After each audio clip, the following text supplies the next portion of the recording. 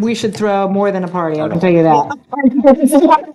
We'll throw a couple, it's gonna be in the American Legion, and there's that, okay. And we're going to talk about coastal resiliency during? Yeah, exactly. Okay, now let's go to our, oh God, I hate to ask you to do this, but let's go at the very beginning, because there are some changes. I just want to make sure that you're okay with any changes that have been made. There are some new words, and as you can see on 290-9, under purpose and intent of districts, we've got C, we've got that changed, and it looks like that is fine, to me at least. Page 2 looks like there are no changes. Page 3, there are a few strikeouts and a couple changes, but I don't think the thing with FIDS is any big deal. I think that's fine. Did you also want to include that also in the RC, the thing about FIDS, or not? Oh. Because you have it in the RPC, but I'm thinking it should be in the FIDS, I mean in the, oh boy. Well, RC, I love RC tonight. Why am I loving RC? yeah, we can stick it in the RC. So stick that also in FRC. I think the FIDS is kind of covered in both of those areas, so we want to make sure it's, or you will hear about it, you know that. So let's make sure it's covered. Okay, so the next page. Can I Yes? add it to a number that already exists instead of? Yes. You know what? That is perfectly fine with me. Okay. Where are we going to add it? As I'm looking, initially I'm thinking it should go in number 1, where it says maintain wetlands, surface waters, forest, and open space. After forests, Okay. almost in parens. After I thought you were going to forest. do number 6, frankly. I thought I was going to go in number 6. Number 6. So we can do it there too. Yes. Well, just choose one. 6 is fine. Well, yes. I'm gonna. 6 is an easier edit. So there we go. I did it. Okay, then I think if we go to page 10 and 11, they look pretty much without any changes. But if you have any concerns about anything, please bring it up right now, because there might be something you thought of and we didn't talk about it yet, as far as these zones are concerned. Then we get into the land use classification table on page 10. And then we get into the standards of use. Is everybody okay with the prohibitions, which is on page 12, everything from adult entertainment down to smoke and vape shops?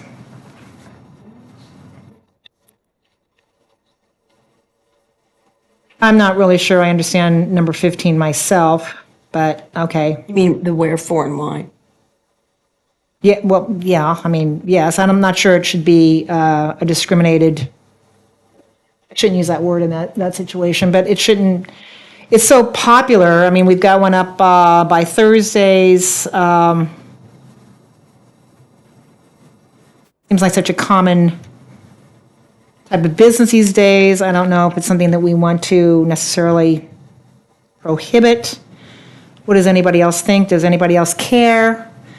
Nobody's going, yeah, you're right, so I don't think I'm hearing any support on that. I don't really, Yeah. Yeah.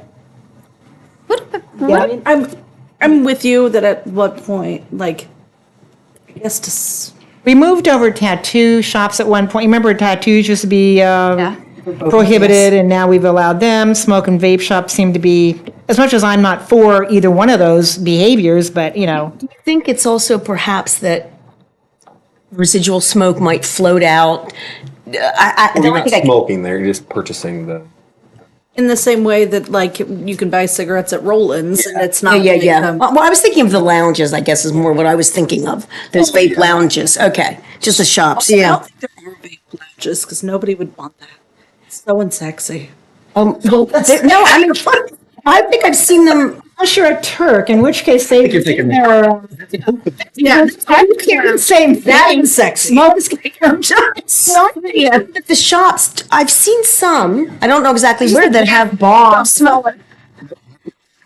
Yes, that have of areas for people to vape and smoke in them. Like at cannabis shops, and like when you're buying alcohol, you can't consume on premise. Most smoke and vape shops, you can't consume on premise. So anyhow, Cindy, I guess I'm with you that I'm like, I feel like it's possibly It's antiquated a little to. yeah, it's not a modern thought that you want to eliminate a business that, yes, we don't like every kind of business out there, but, What about also saying something about like, if they want to advertise and like every hour they like do something like that and put it out, is that allowable? Like recording or whatever to bring attention in, you know what I'm talking about? For smoke and vape shops? Which is in general. For any of them in general, to bring the customers in, like. Haven't we talked about signage? Sorry. I feel like I didn't want to say a thing. Talking about. Something with the guy in the corner with the arrow. No, I'm talking about like a recording of something, like saying visit or something like that to draw them in. Where does that happen? Like, can you tell me, like, I'm not sure I understand. It would just be like a general loudspeaker? Yes. Like on MASH, like when they had the, So okay. it's still speech. So, all right, so. And so it still has First Amendment implications. So I would say that if that was something we wanted to discuss, we should probably do it in sign, which the council has not approved your version yet. So I would give them we're not time to done get that approved. we are. We are done with signs. That is the others. I think there's, I'm not going back. there's noise and nuisance issues. That's, I think that's maybe what she's thinking. But from a zoning perspective, if that was something you wanted to regulate, I would advise you to regulate it in your signs. All right, now, Interesting, okay. I have to bring up one other issue that concerns me a little bit. I do, actually, and I shouldn't, but I will. So 1 through 14, I understand the slot machines and then maybe the casino gambling situation, but, and the cannabis grower and processor, maybe. But what I've been told, and, in my last town, we were not allowed to prohibit these businesses like adult entertainment.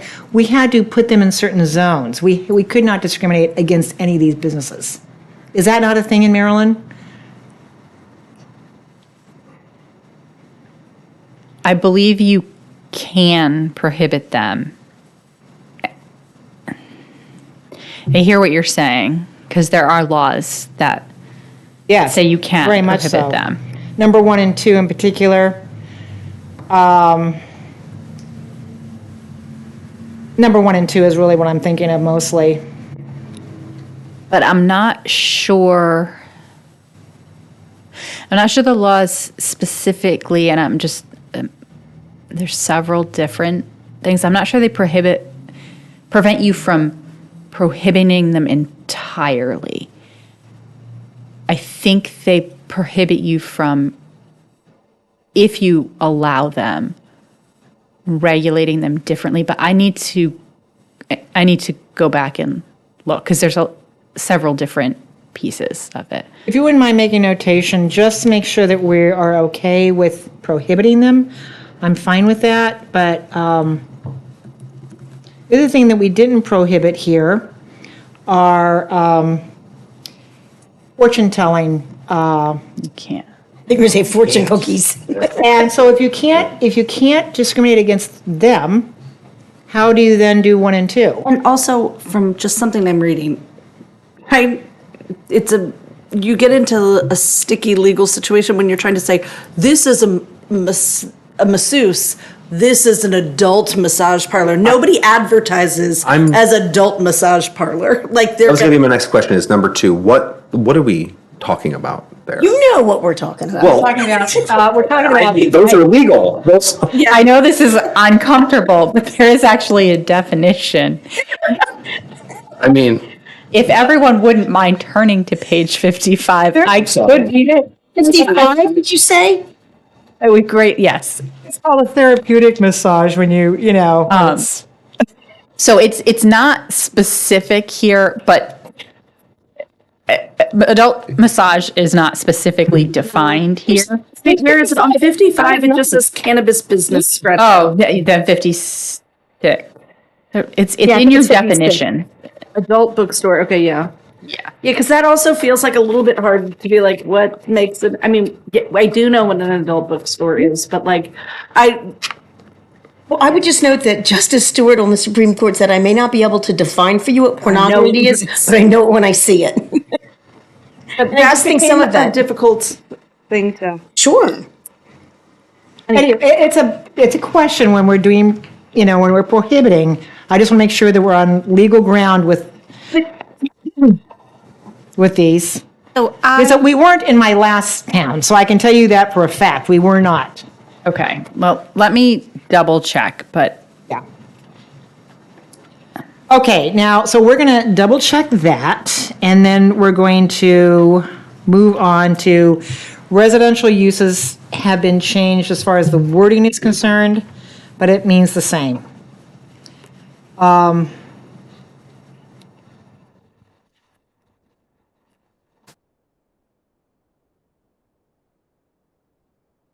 So we don't want to, in our residential uses, you're saying one principal dwelling unit and does not contain any other principal, okay, principal is the key word there, never mind, thank you, Yes. I answered it myself, thank you. Okay, and then, of course, we have a lot change on the dwelling multi-unit. What has really changed here, though? I mean, it was always 5,000 square feet, right? so I believe. The lot size? No, so you this has to change do that? with the map change and one of the comments, because what happens with the map change by removing the high density and changing some of them Oh, I see. from the RV to the RMD, Wow. then you were, because RMD is 7,500 It square is. foot minimum lot size. Yes. Versus the high density is 5,000 Yes, square foot. it is. And then in the RV1 and RV2, you have the 7,500 square foot minimum lot size, but then you also have the average minimum lot area per dwelling, which is your density in those zones at 6,000 and 5,000. And in the high density, it's 2,500. The high density is already built out, right? So what's happening is when you move the RV2, I think that it's RV2 now, and we were saying we would move it to RMD. You remove the average minimum lot area per dwelling. And so what this is doing is saying, okay, because in the RMD, you can have multi-unit dwellings under a special exception. So we made this change. So under a special exception, you can have a multi-unit dwelling in the RMD, provided that it basically meets the minimum, the density, right, of the RV2. Right.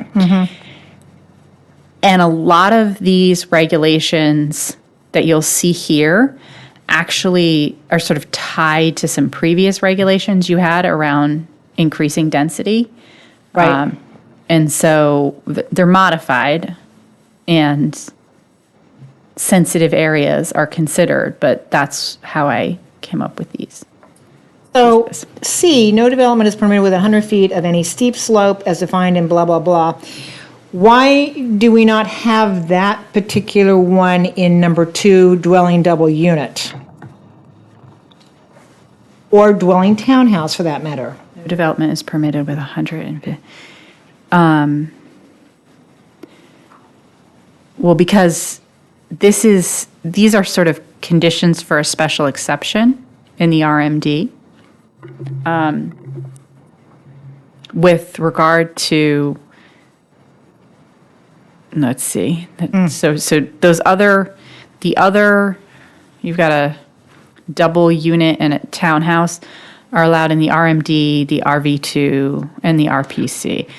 And so there are steep slope regulations that have to be followed for all dwelling units. And so I added this about the steep slopes because you're permitting a special exception. You're allowing someone something that's not usually there.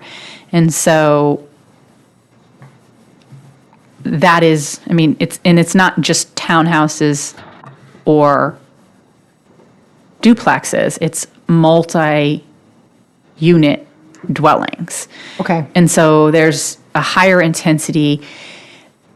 There's a sort of this tendency to say, what is the lowest cost land, right? Or the land that has this potential that has environmental hazards on it. And then let's go ahead and locate our lowest value housing on that land.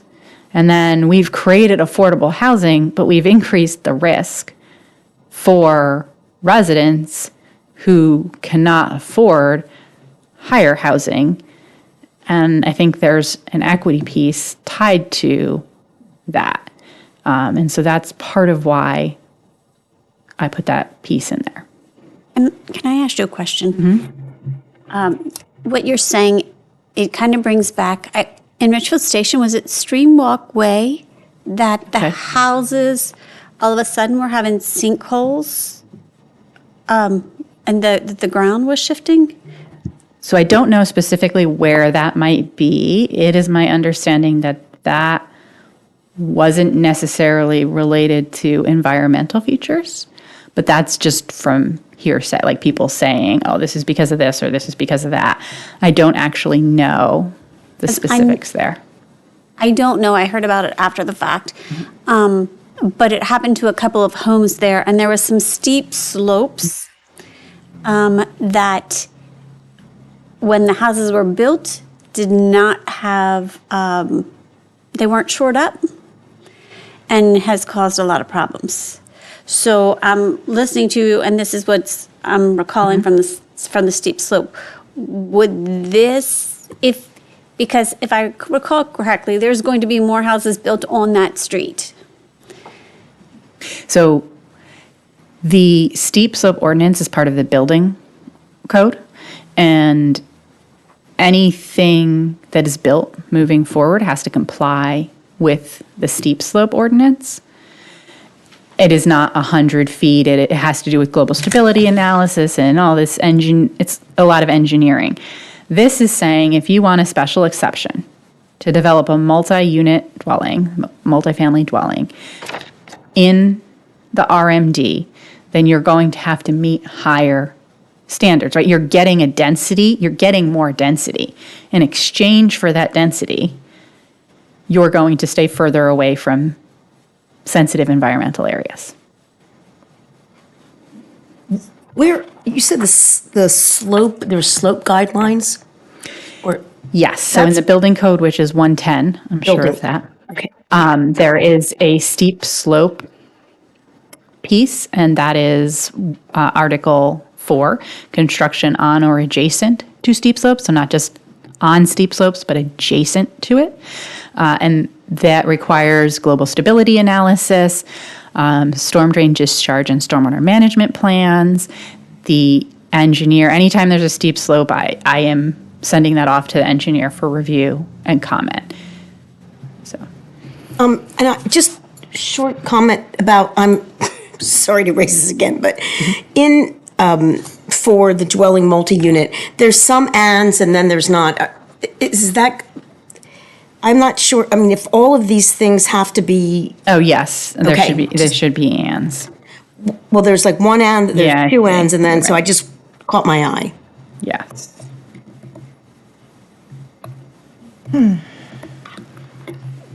Okay, going to any other questions about dwelling multi-unit? If not, we'll go to number 5, dwelling accessory. And I think, did you want to do some explanation on number 5, ADUs?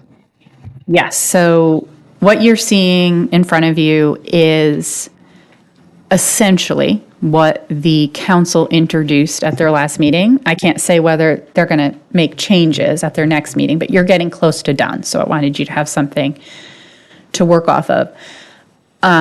There are a couple of things, because the council is sort of making changes as they go, that the way the change was made just could have been written better if it was done through you all. So there's some of those changes in here, but it's essentially means the same thing and is mostly the same as what the council is looking to pass for ADUs at their meeting next month.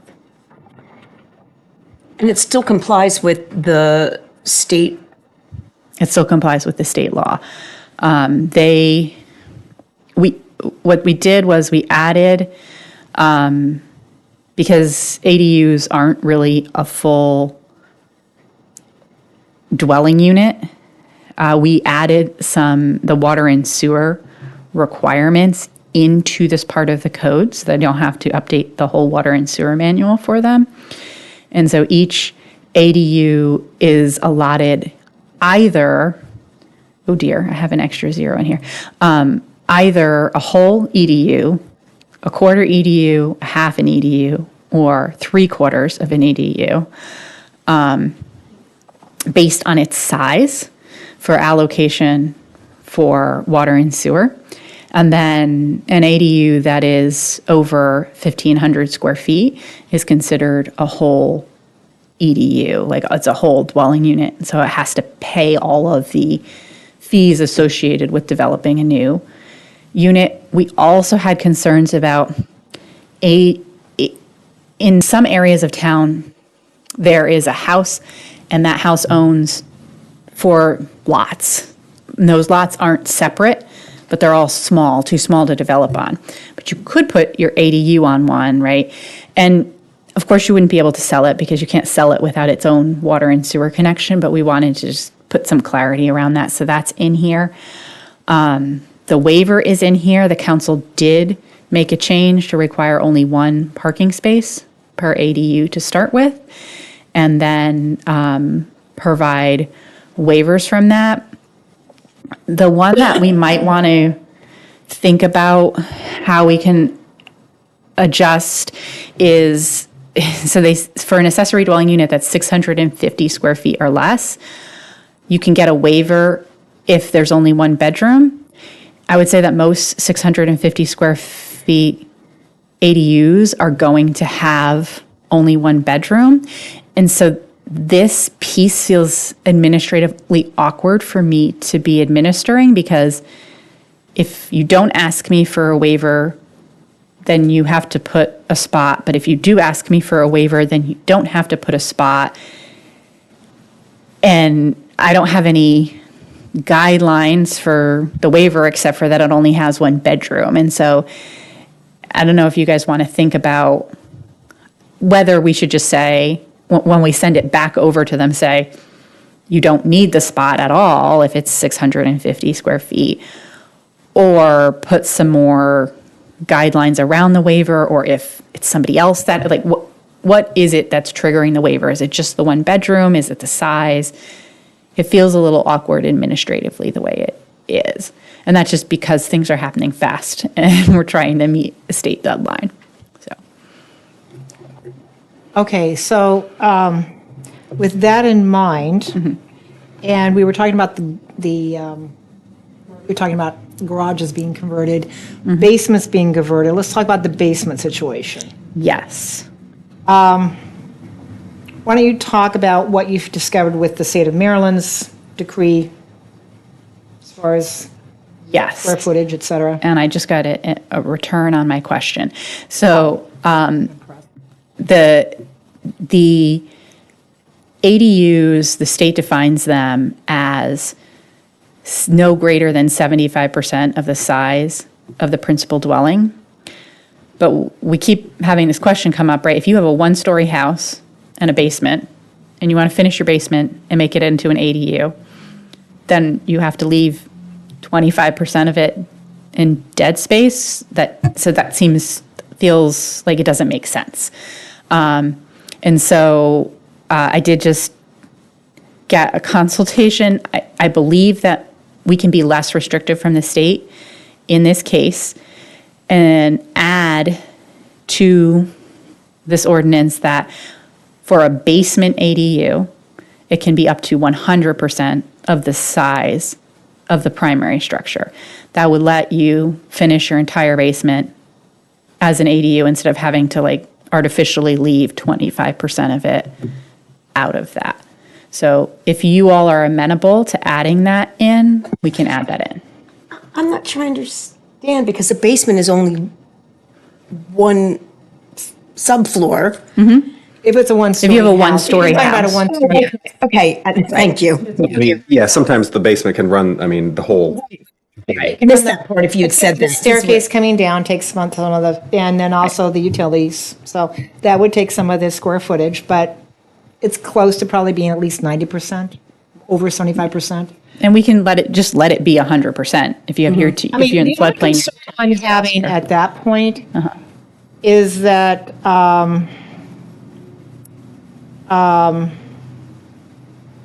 okay, it would probably, so then, okay, so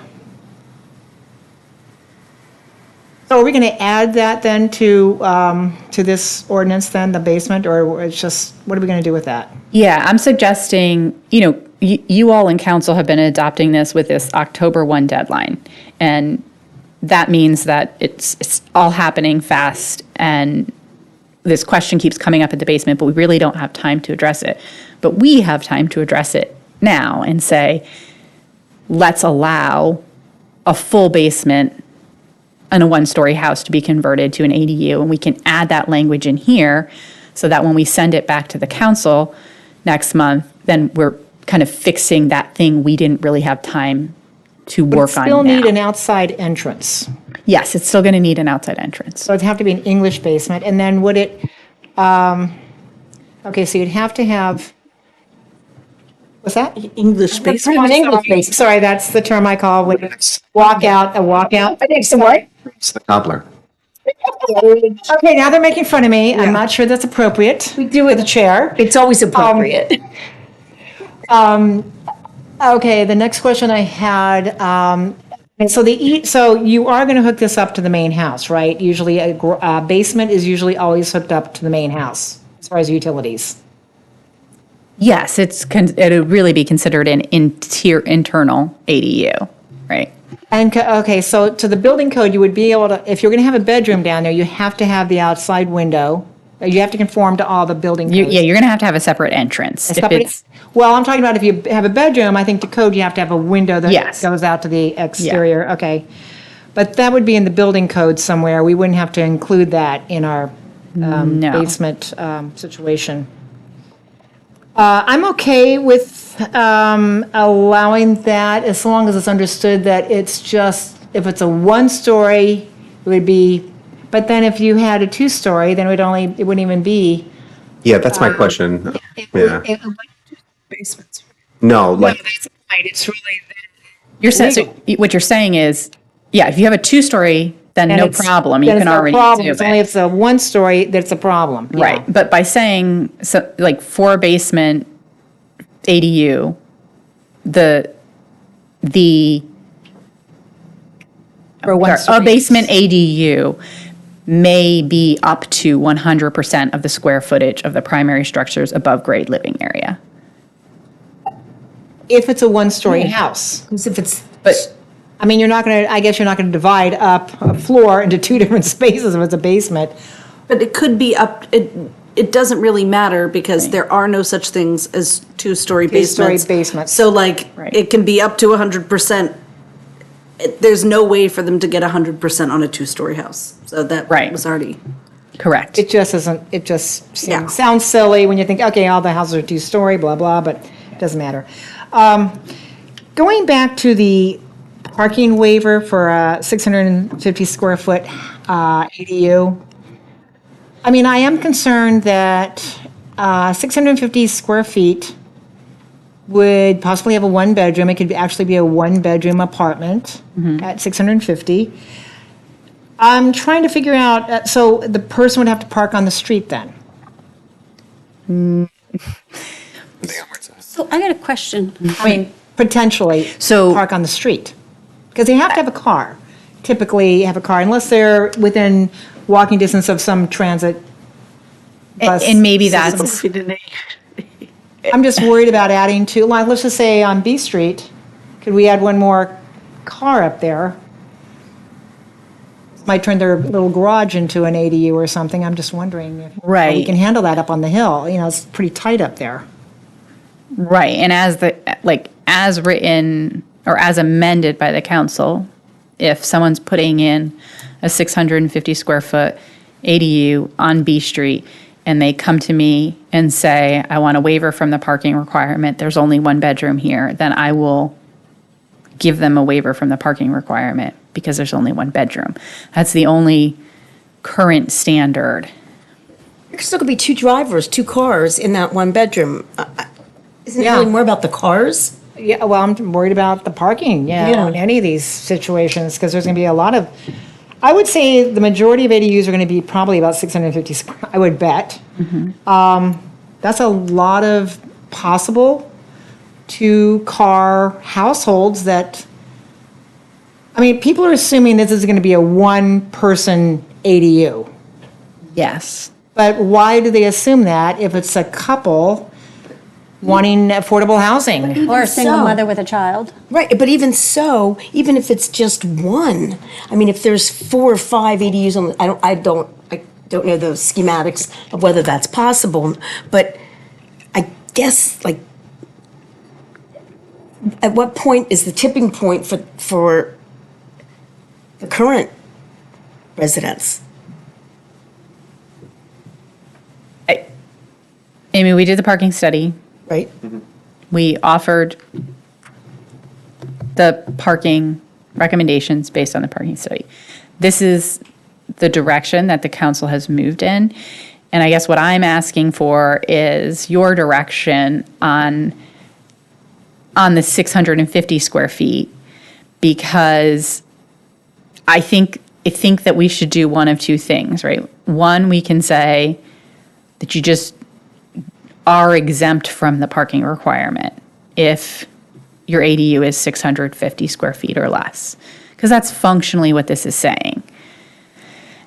Or we can suggest some other decision factors for me, because right now, So they did not like the idea of measuring the width of a street as part of the reason why you don't add more cars to it. Is that what you're saying? They disregarded that parking study you did, or what? I can say I actually just sort of listened to the conversation. I think there's a feeling that the ADUs are going to have less cars. They're going to, Yeah, and this fewer is cars. actually sort of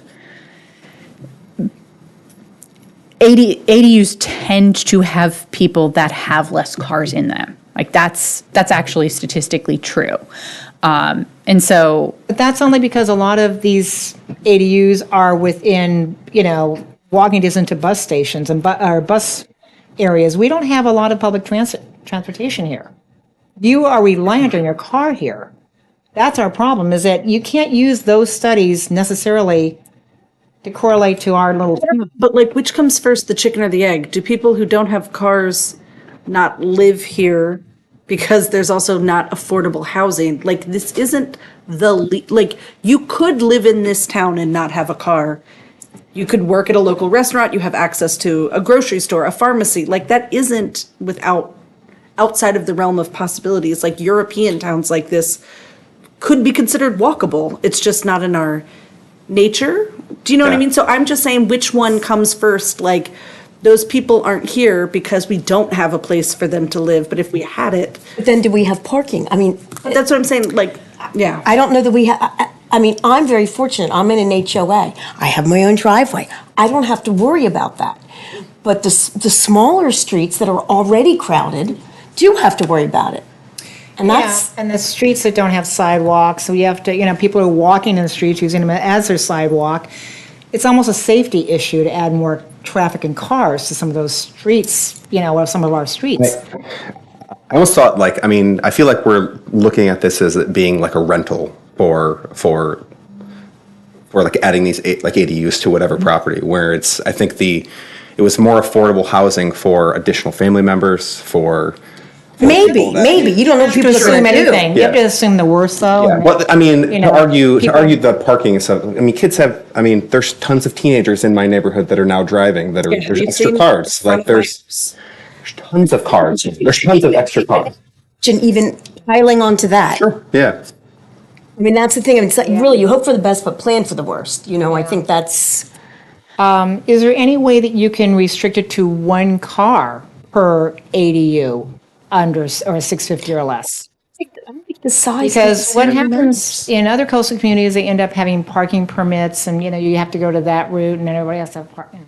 But I almost think if everybody's thinking it's just one driver per ADU that's 650 or less, then let's put that in there.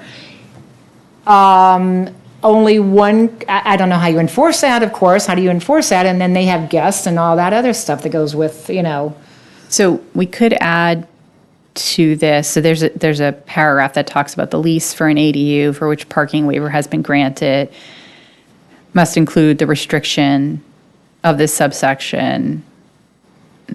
So we could say paragraph A and B, because B is the 650 square feet.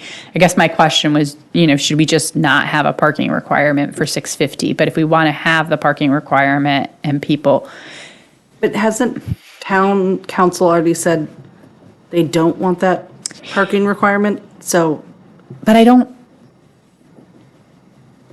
guess maybe we should wait and see what they pass. Like if they say, let's take out this requirement for 650, then that's just what we'll pass.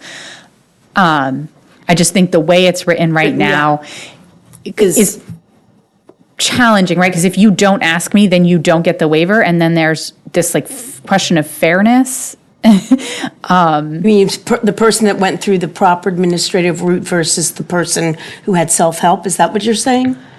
If someone applies for an ADU and doesn't request the waiver because maybe they didn't read all of this, am I obligated to tell them they can request a waiver, right? And then if somebody does read this and does request the waiver, then I give them the waiver, but it feels inequitable, right? You get the waiver if you ask for it, and you don't get the waiver if you don't ask for it.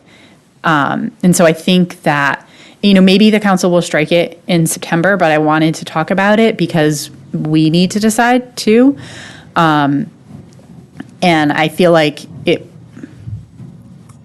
and maybe it stays in it, it's just because it's one bedroom, and maybe you do get two bedrooms in a 650 square feet, they're small bedrooms, right? And that's how the waiver works, and anyone who is doing a 650 square foot or less ADU with only one bedroom, it just feels more fair to say, if your ADU is 650 square feet or less and only has one bedroom, then you are exempt from the parking requirement, as opposed to then you ask for a waiver for the parking requirement. Worry about the current You're resident. still possibly allowing two cars in that one possibly 25-foot or 50-foot lot area, with an ADU in the back. Like my neighbor who's got a 25-foot wide lot, but she's got 100, you could put an ADU back there, and that would completely jam up that street, and we have no sidewalks, it would just be a nightmare to try and negotiate that street, in my opinion. And then without sidewalks or streetlights, then Well, people are having to walk from someplace It's further. really the fact that you don't have any sidewalks or curbs or any of that stuff. Lights at night, if you have to navigate that. We actually are fortunate to have lights, but. You do, okay.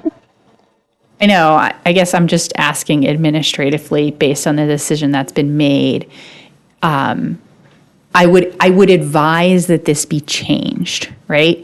I would advise that we change B of this section because I think has the potential to be seen as unfair or unequitable. And we can still tie it to the one bedroom, but I think it should just be exempt. 650 come up? Why couldn't it be 550 or 450 or, I'm just saying, you're saying unequitable. Well, where does the equity come into it when it's kind of just a number kind of a random number anyway of the square footage? The inequity comes in because this requires you to ask for the waiver. Oh, I see what you're saying. Oh, gosh, okay. So it's the administrative I see. piece that I'm see what you're asking saying. about is you have to ask for the waiver to get it. And if you don't ask for the waiver, you don't get it. And that puts me in a very awkward situation. So what are other towns doing? Kind of new. I mean, everyone's kind of in the same boat you are. A lot of places aren't requiring parking. I mean, I think you guys have a situation where you need to require parking, right? Or I would have. You mean off-road parking, on-site parking? Right. Or I would have recommended something different initially. But anywhere that can accommodate the additional parking on their streets or don't have a lot of pressure for ADUs is just not requiring parking. But I think we also have it somewhere where you can't even actually enlarge your driveway. Don't we have that somewhere? It seems like you can't even enlarge the driveway to accommodate, or is that not something, maybe I'm dreaming that? No. So you can enlarge the We driveway. just had somebody in Richfield Station enlarge their driveway. Width-wise, they enlarged it width-wise, well, obviously width-wise.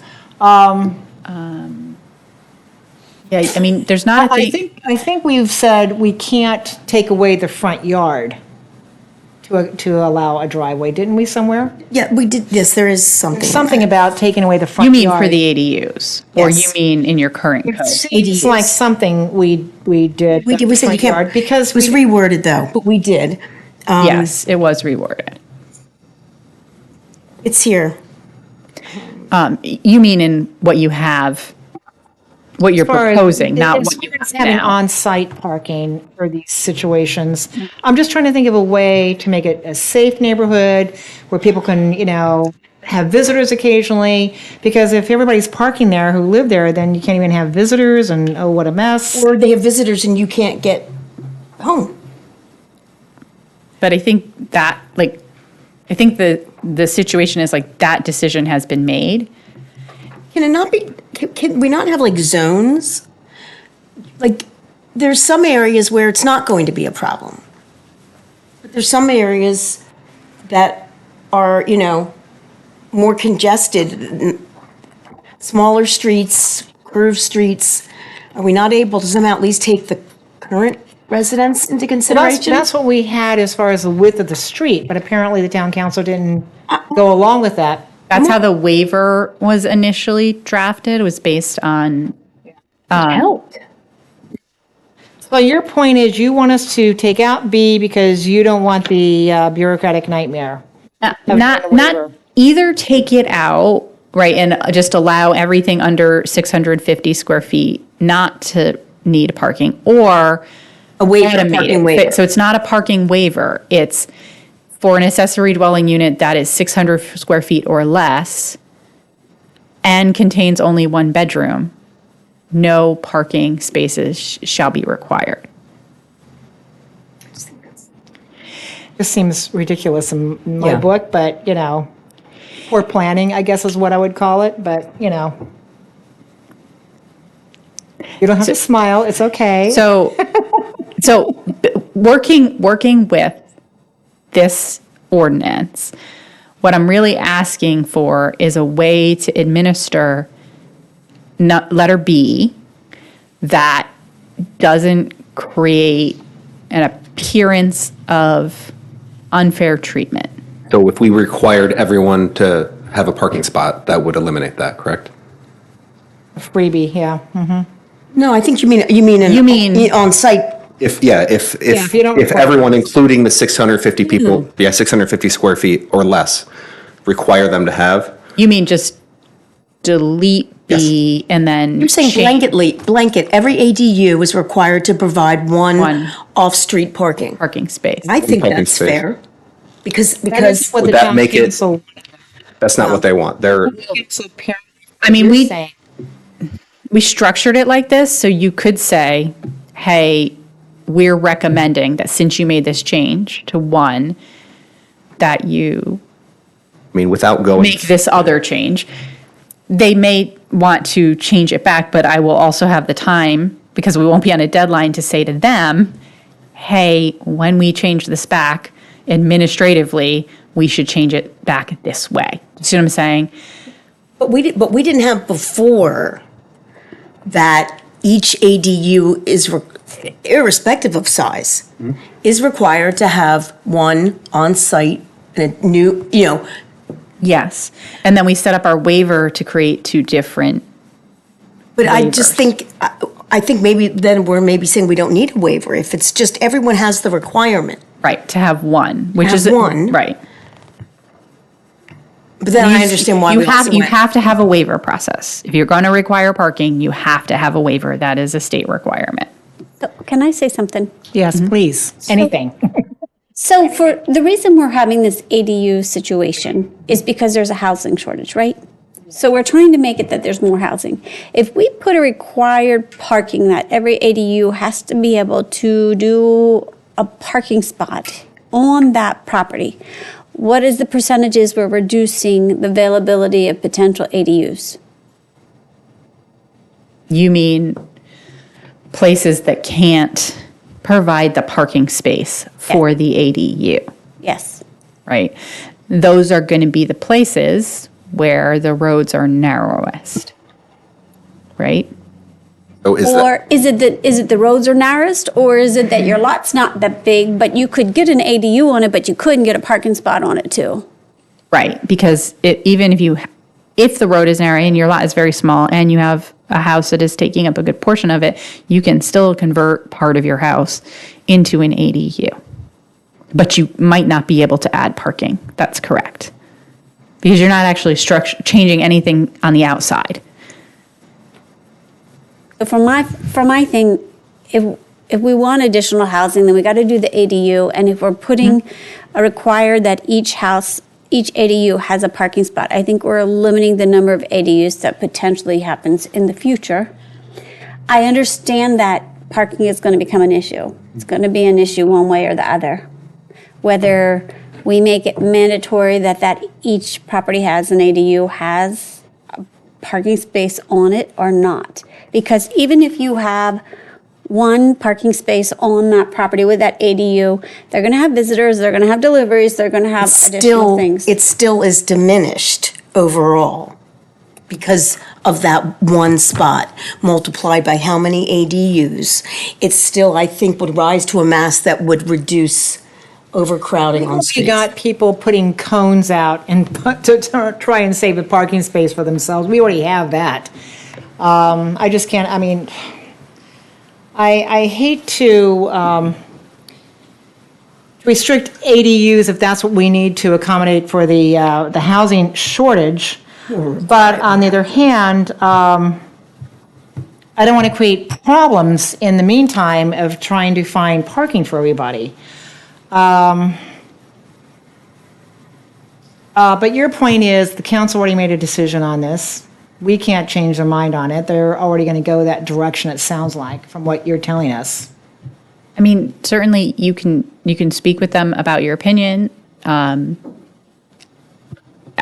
just saying administratively, the way this is set up, it needs to be revised in order to be fair. So can I suggest, because I feel like we're really like digging in on this and there's more to do, my thought is, should we kind of go to a vote if which way we would like to change it? Either we're saying, let's say if it's under 650 feet, no parking thing is required, or it is required, waiver doesn't matter, and then move that back to town council how we want it. And they can do with that what they want, but at least we've gotten rid of the waiver thing either way. Does that seem reasonable? No? Sounds reasonable, I guess. I'm not sure I know which ways we're going to go with it. So, okay, so the question would be, who would want to have, well, I'm not sure that it's up to us actually. So, but your point is just get rid of the requirement to have one car at a 650 or less. That's what you're saying. Just get rid of that. I think your two options are, one, on a 650 square foot or less, one bedroom ADU, there would be no parking requirement. Yes, that's one. Or you go back up to A and just say for an accessory dwelling unit, a waiver from the parking requirement. What does less work on you? Either one is the same. It's a question, like if you think it's important and you want to say to the council, we think it's important you do this, you can do that. You can draft a memo that explains why you think one is needed.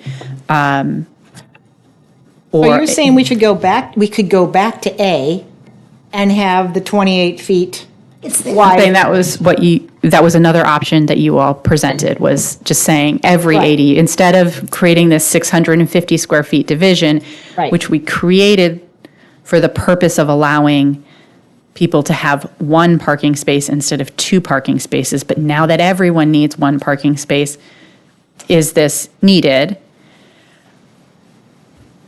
That is a choice. You guys can decide between those two things and advise me which you want to do. And then when we send this back over to them, which it will probably be like October, then they, it's going to take them a long time to go through this whole thing.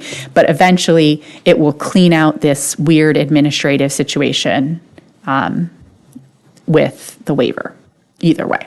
So can we take a vote on which way we're leaning? Okay, let's just go person by person and let's just start with Kelly. What are your thoughts about it? Because I think we'll get a feeling if we just say which way we're going to go on this. So I would just go that they don't need to request anything because it's one less thing on them. It's one less thing on the staff at town hall, and they get it. They just get the automatic. They don't have to do any paperwork. So anything under 650 and there's no need for a waiver, they can just be allowed to have one or two or, however many cars they want. Wherever they want. No, that's not.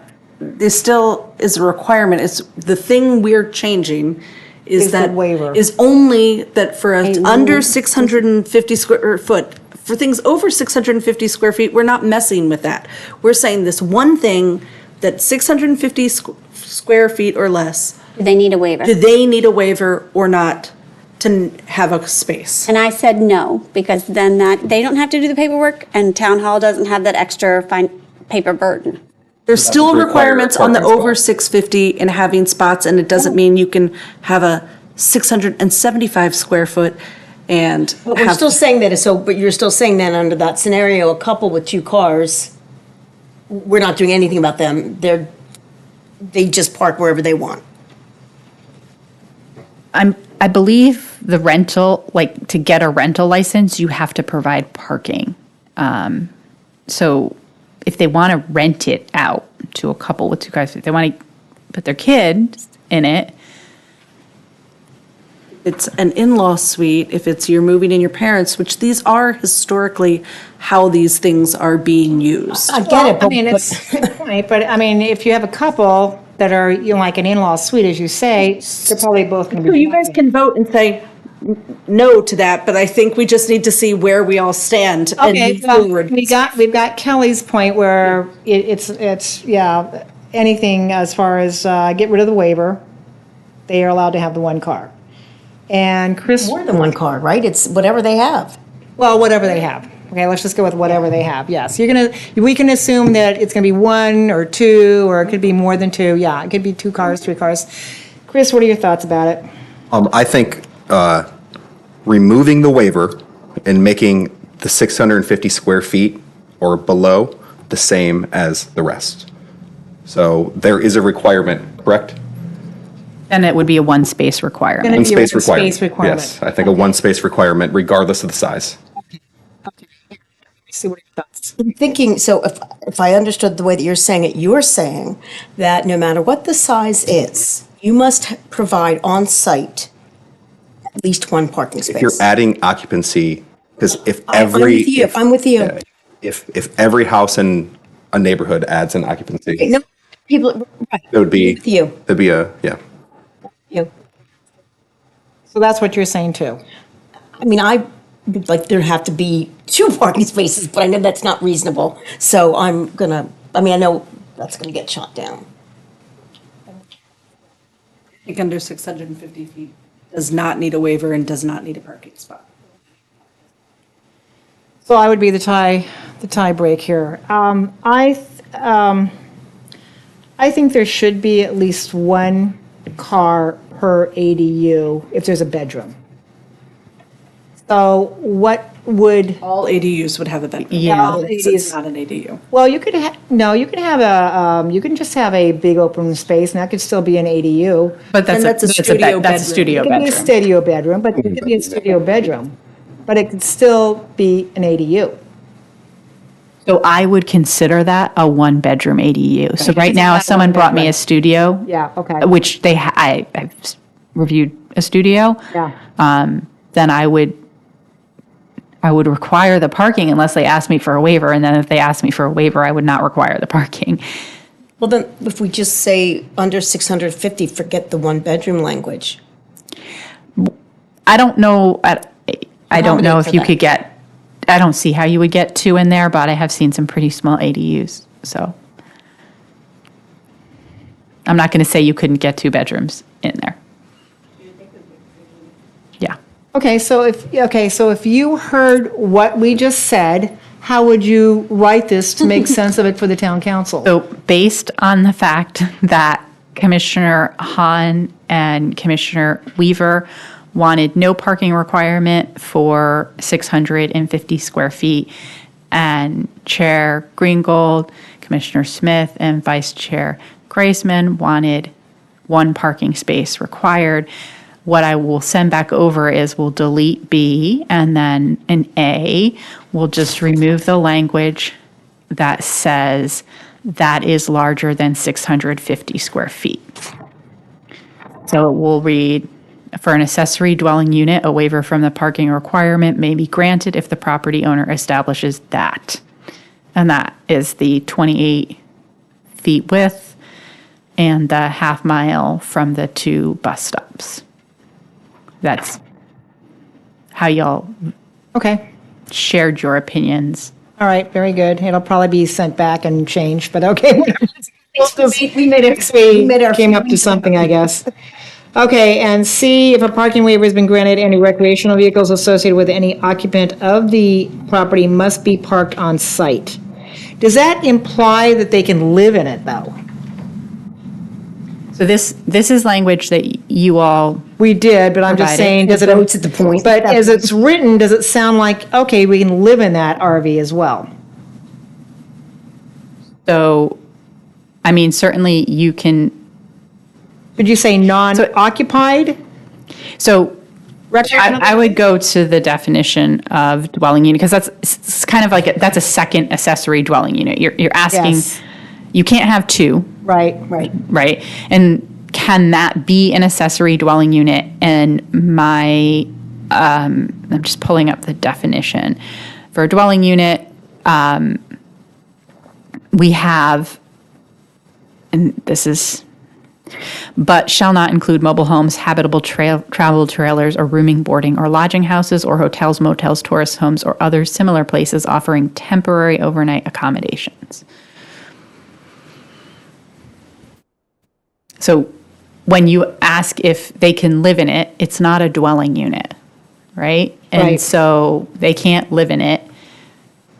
But again, it's also, you already have one accessory dwelling unit.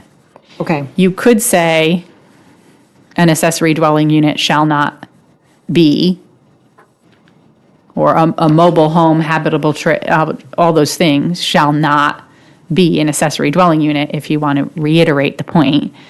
But the point is already there. It's already been made. Okay, C seems, it's a question as to whether or not they're going to assume you can use it as another dwelling unit if it's on site. But, okay. And then D, the lease for an accelerator for which a parking waiver has been granted must include the restrictions set forth in paragraph A. Subject to redaction of bona fide confidential information unrelated to parking requirements. Wow. The form of the lease must be submitted to the town together with any application for a rental lease. Now, is this different than what you were just telling us about a rental ADU? So this is legal language. It must be submitted to town together with any application. So when they apply for a rental license for their ADU, they have to submit proof that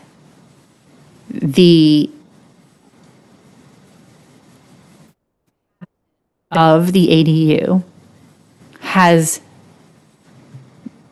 been advised that they only have, or there is nowhere to park their car. Okay.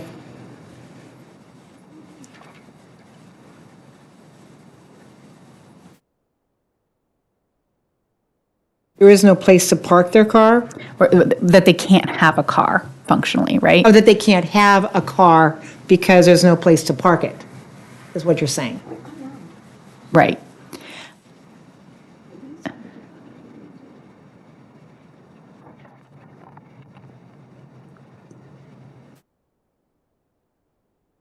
So when you apply for a rental license and you've been granted a waiver for your ADU, so you have no parking on your ADU because it either is on a street that's more than 28 feet in width or within the half mile of the transit. You mean less than 28 feet? No, you get the waiver if the street is more than 28 Right, feet, right. or 28 Okay. feet or more Yeah. wide. Then you have to disclose that in the lease. And Okay. then you have to submit that lease with your application for the rental license.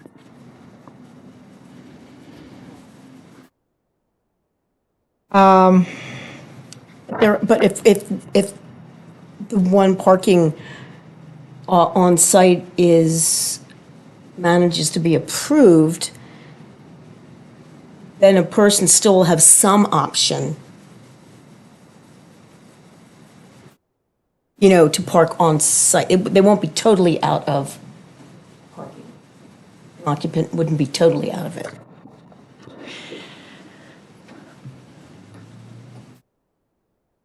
So what it says in paragraph A, D is referring back to paragraph A. It's saying, did your lease include this information?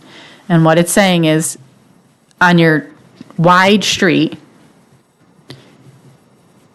you got a 1-car waiver. You can park 1 car on that wide street, but you can't park more than 1 car on that street. And the lease is that's part of your lease. And so same with the transit stop, you got a waiver for 1 car, and you can't park that car within a quarter mile of the lot, right? If you have a car, you're storing it somewhere else because you're using transit. You got the waiver for the reason of using transit.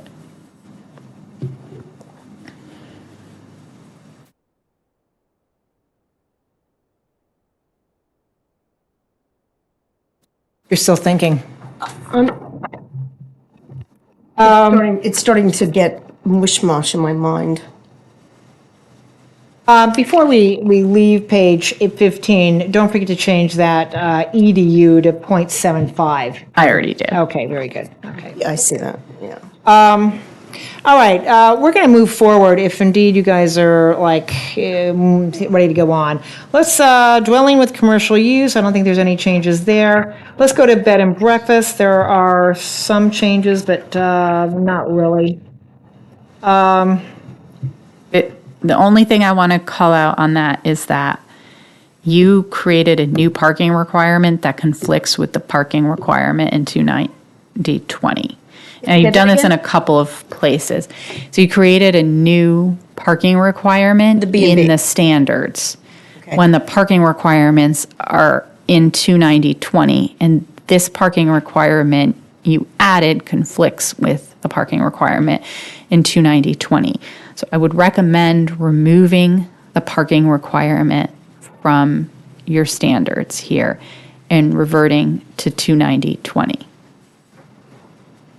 Because otherwise we have to amend 29020, and if we're going to amend 29020, we should amend 29020 at some point, but really a parking study should be done to evaluate whether these parking requirements are the best parking requirements today. So I wouldn't change the Okay, parking okay. without, So you would just An take out the evaluation. parking requirement entirely? yeah, well, the parking requirement still exists in 29020, which is one parking space per unit. Per unit or per guest room unit, or what? Right, a guest room is a unit. Per bedroom. So, Actually, yes, per bedroom, per bedroom? because the, So number three, Owner's and I'm a little bedroom, too. confused by how it's worded here. No employees who are not otherwise eligible to be a member of the same household with the owner of the B&B may live on site. So you're saying that employees who are not members of the same household.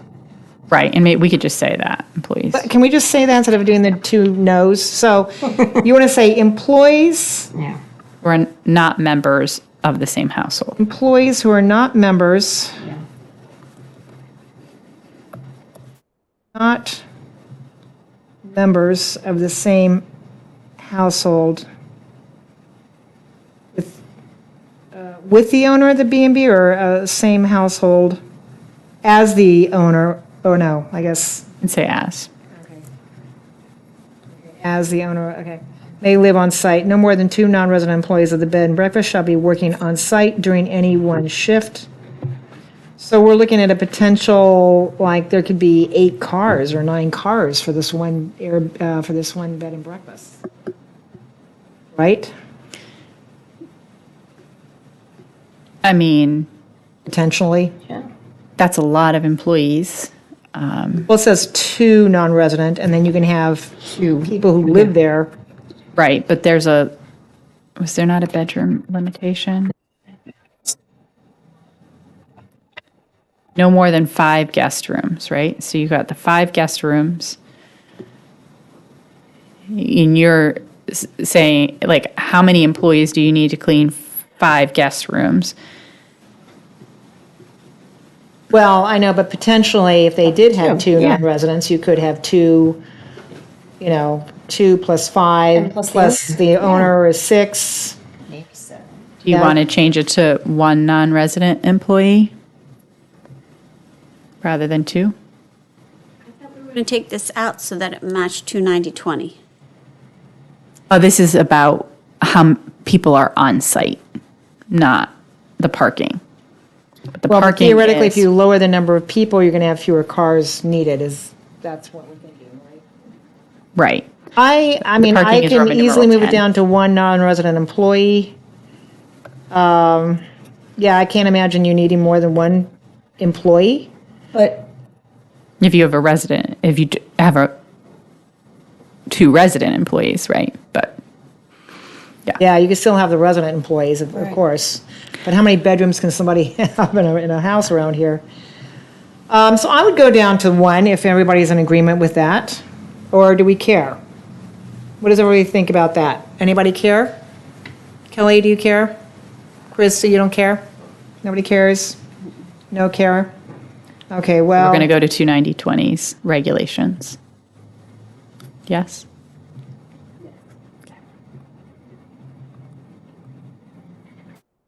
Yeah, I mean, yeah, I guess my disadvantage is that I know where some of the B and Bs are, and they're really in congested areas, but, that's what can I say? Okay, and then we move down, occupancy by any one guest shall not exceed 21. Okay, we've already done that. The owner shall maintain a guest book. But this is, okay, that's all part of their licensing requirement, probably. Anybody have any issues they need to change with the B and B?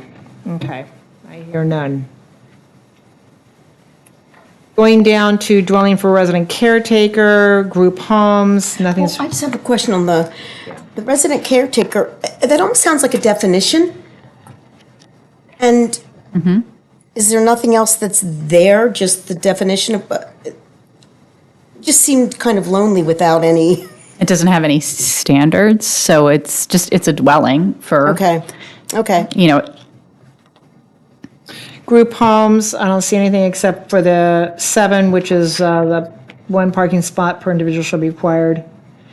In addition to 1 spot per employee. Now, is this, And I think that we might need to just align this, but you do have the waiver provision here, so I think we need to make sure that it's aligned, and I may have checked this one, which is why I didn't flag it. With the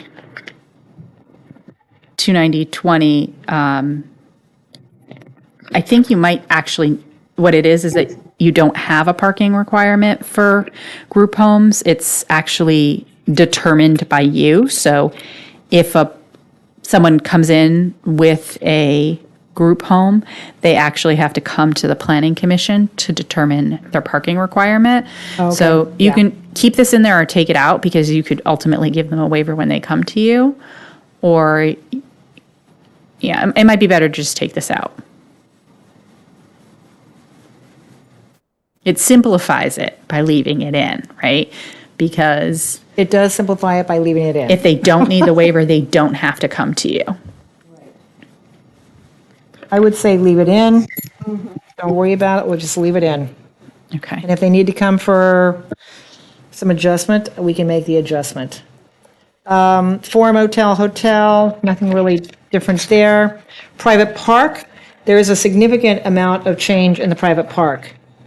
We've turned this into now campgrounds, real campgrounds.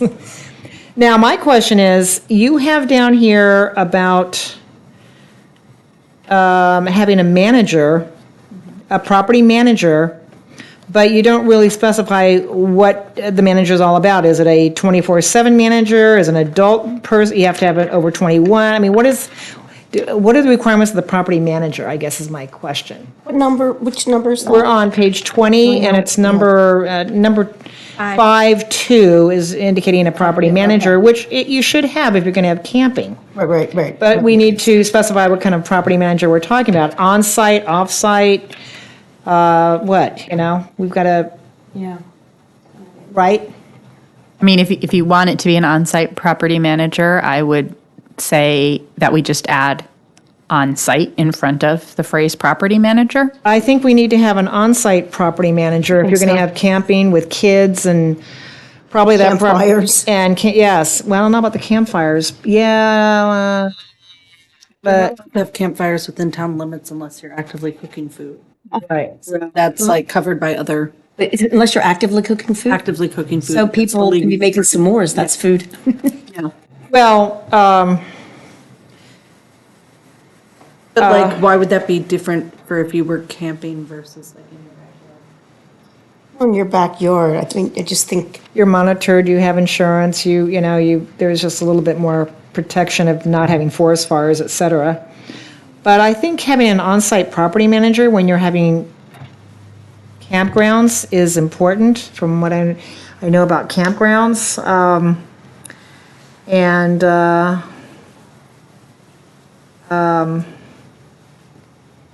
We just want to have a little more control over the situation for safety issues. I mean, what if it's been a very dry?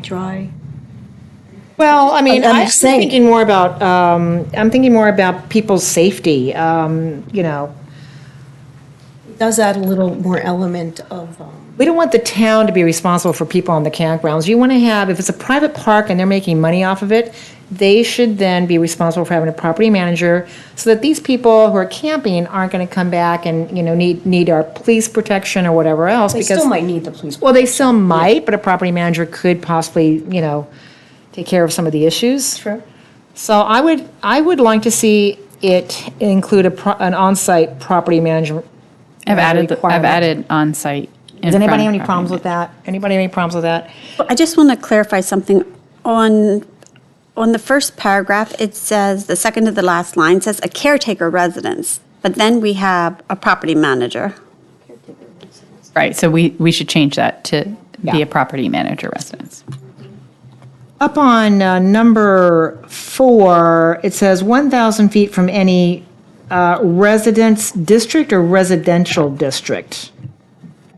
Do you see where the 1,000 is, 1,000 feet? You want it residential or residence? I should just say residential. Residential, okay. Do we have any properties in town? Like, I know this is like the thing to, like, is there a single plot? I'm having a hard time visualizing it too. I mean, also, a parcel or containing 100 acres, that alone, like, what are we talking about? To say, are you able to say? I don't think you're able to say. Any properties? So I believe there are some resource conservation areas that could have this in it. Okay, I was curious if there was literally a spot that we're like, are making any kind of regulations. How many acres is the FIDS in Richfield Station? This wouldn't be allowed in the FIDS in Richfield Station because the FIDS is protected otherwise, though there are resource conservation areas near there that are not FIDS. Are they privately owned or town owned? Privately owned. But I believe those spaces may also be covenant protected, but I would have to check. So on the property management requirements, what are you going to indicate? Full-time, what? I mean, is there any requirement on that We property can manager? say the or- designated full-time on-site property manager. Okay. Yes. Okay, I'm curious though, when you say full-time on-site, because like sometimes when you go to a campground and they do have a property manager, they aren't required to be there all the time because they have to go to the grocery store and do other things. Like that's how like so are we saying that somebody has to be there, or is it that there's a full-time person who Or is there a number that you can call after a certain?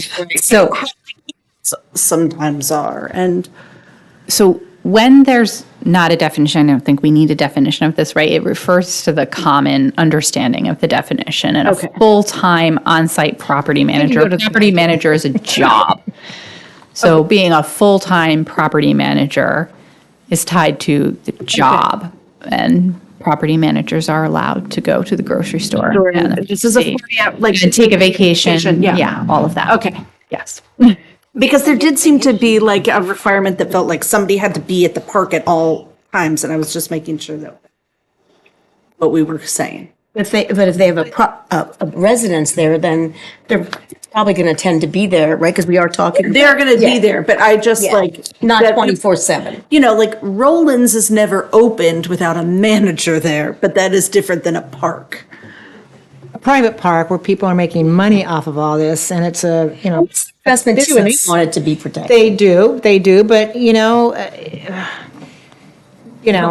hope yes, you do. You hope they do. You hope they do. Okay, for the residential care facility, again, we have 3 parking spaces. If you have 3 parking spaces, 2 of which are handicap spaces, if we're looking on page 22, number 6, that only gives you 1 visitor parking space for a residential care facility if they're not handicapped. I mean, if they're not. Well, it says one additional spot is required for each employee. but- Okay. 290/20 is 1 space for every 5 bed plus 1 per staff member.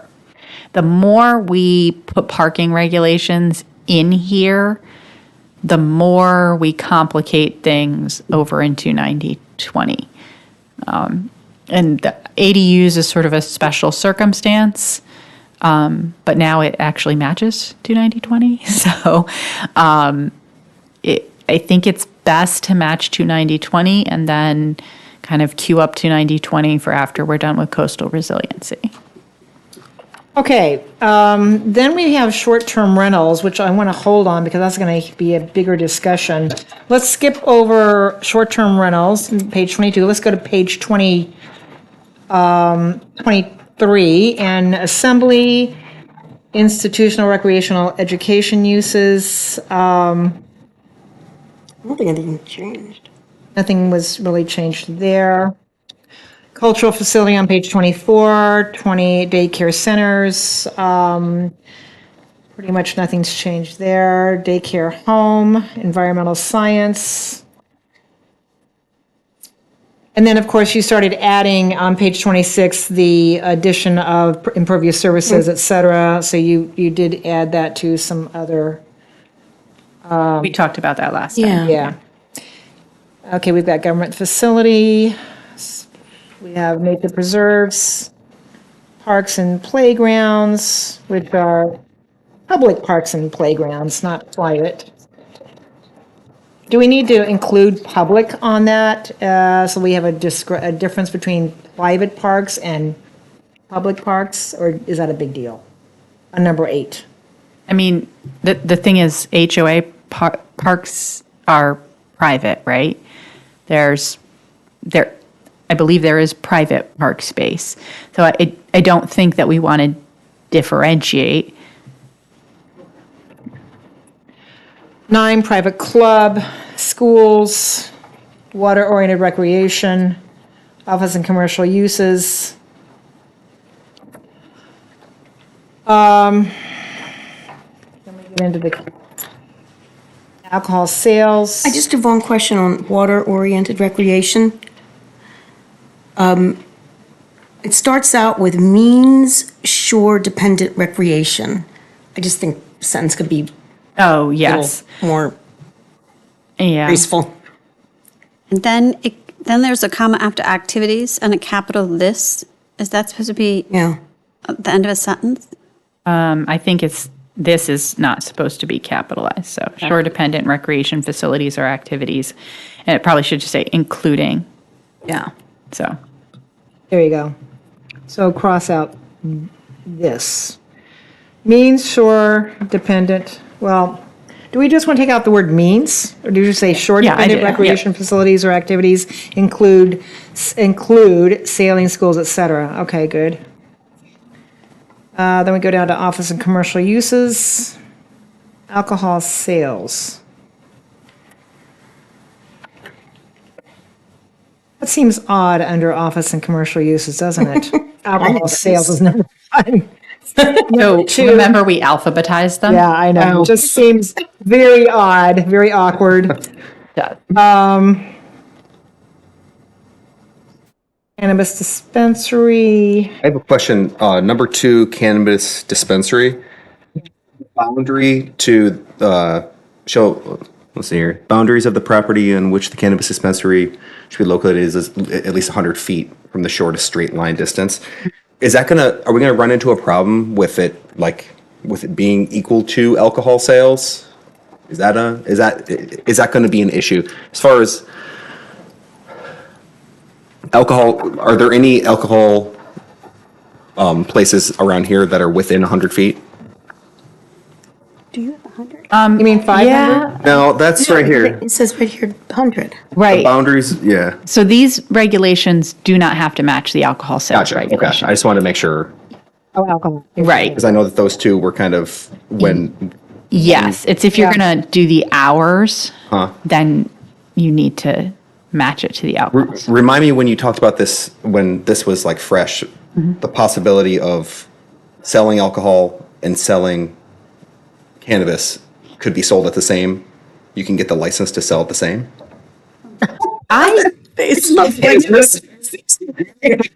So you get, That's because remember we a talked about Rollins being able to sell. Look, that was I don't was that not?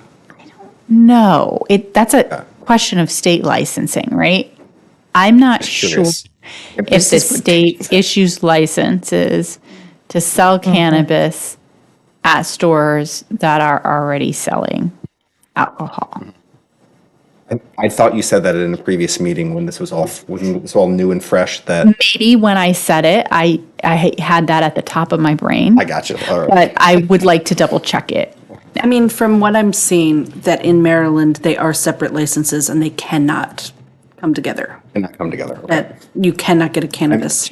Probably misheard you then, but I do mean- remember talking about Roland's. Yeah, I may have said that in that because that may be true. It's Yeah. just that it's You don't have independent fresh, it's not memory. fresh in my brain right now, and I don't want to say for sure. Contractor's shop. When I think of a shop, I don't think of it as having like the storage of construction vehicles and heavy equipment. I think of a construction shop as just being their their place where they, they bring you in for designs and, that kind of thing.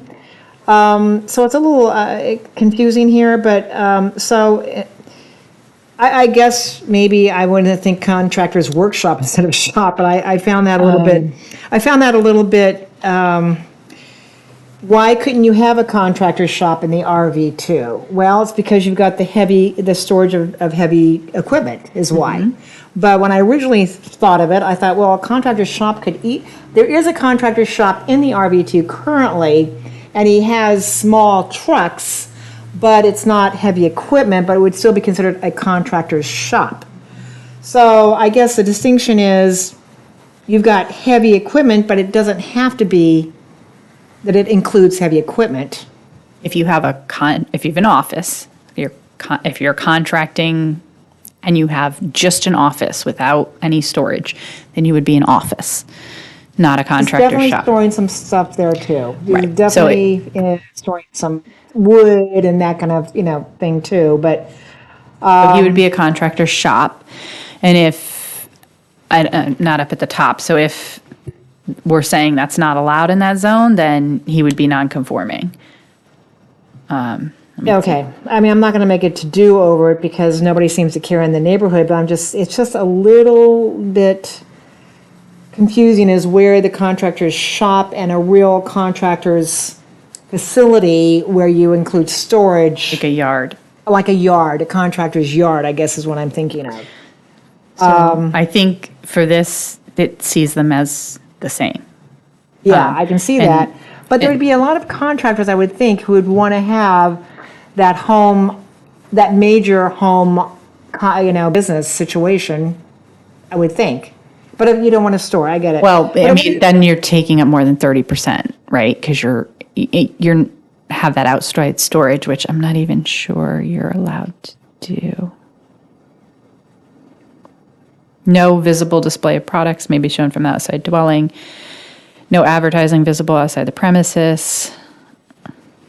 Yeah, I guess what you're doing is you're including the storage with the administrative offices, with I don't know. It's confusing if you're just a contractor who just wants to do simple planning and, as guys come over here, you're doing this, you're doing that, whatever. I don't know. I think then you're an office, right? Are you an office or are you a shop? Yeah, right, I guess. I mean, And that's the difference between the two. This is a special exception use in the commercial zones and not permitted in other places. Any existing contractor shops would be non-conforming uses, so they would be allowed to continue to operate. Actually, sorry, it's not permitted. It's only permitted in the marine. I was looking at the wrong thing. So anything it's not that's not permitted, in the correct. marine commercial district would become a non-conforming use. And I think may already actually be a non-conforming. And I'm wondering why it's even allowed in the Marine District if it's got large equipment down there. I mean, I know we already have some large equipment down there, but I'm not even sure we want the MC used as, storing cranes and storing whatever, diggers and whatnot. So that's allowed in the MC, is that correct? I don't remember that being, let me see here. It could be something new. Just give me. It's so hard to find stuff in the one the way it is. Contractor is permitted in the MC, which to me is interesting. You mean in, oh, yes. It's allowed. Currently, it's actually permitted in the TC, PC, and MC. Right. And I think you probably, because I carried stuff over, you probably shifted to only permitting it in the MC. And that was, I don't remember the discussion, but I'm sure you all had it. Right, and because of the fact that you can keep large equipment there. I mean, you can't, there's no place in any of the other commercial zones, but do we even want to take up the MC with some of the potential, large equipment? I don't know, maybe it's not a big deal. Does anybody care one way or the other? I don't see anybody saying, no, we don't care. Okay, then it's just my thing. I mean, the only thing, I mean, there is heavy equipment in a lot of the MC for like removing. Yeah, and dredge, if that's the dredge, Dredging. yeah. I mean, I think it's just part of the nature of some of the Well, the industry. commercial marine, yeah, that's true, probably.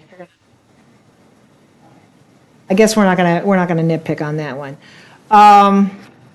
Okay, so then if we go back quickly, entertainment, recreation, indoor. There's no real changes there. Gaming establishment, home occupation minor. We did have some issues with our home occupation last time. You have changed no on-site sales, put an S after the sale, are permitted in a minor home occupation. Right. And then,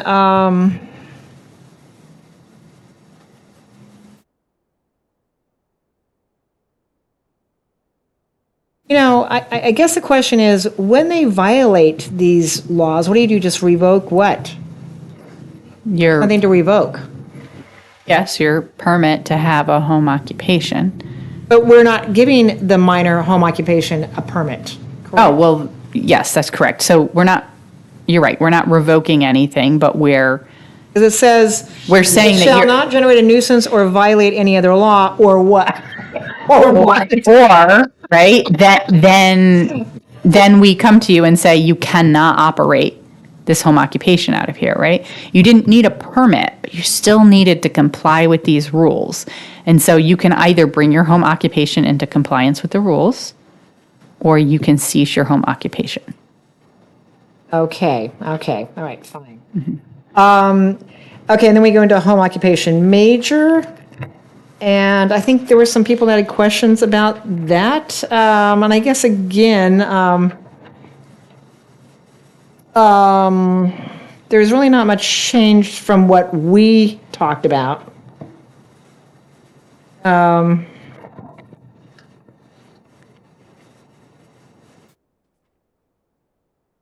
in this case, we don't put anything about having your license revoked. Do we want to indicate that you're going to have your license revoked if you violate any of these rules?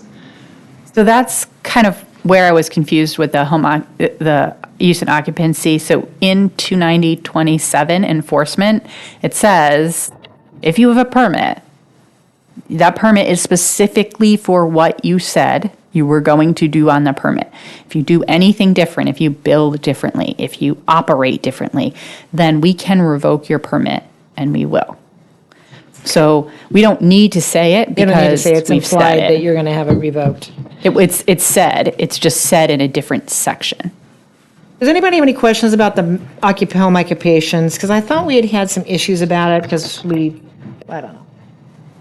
I know we made some changes about the times business can be conducted. All right, if not, then the nightclub, the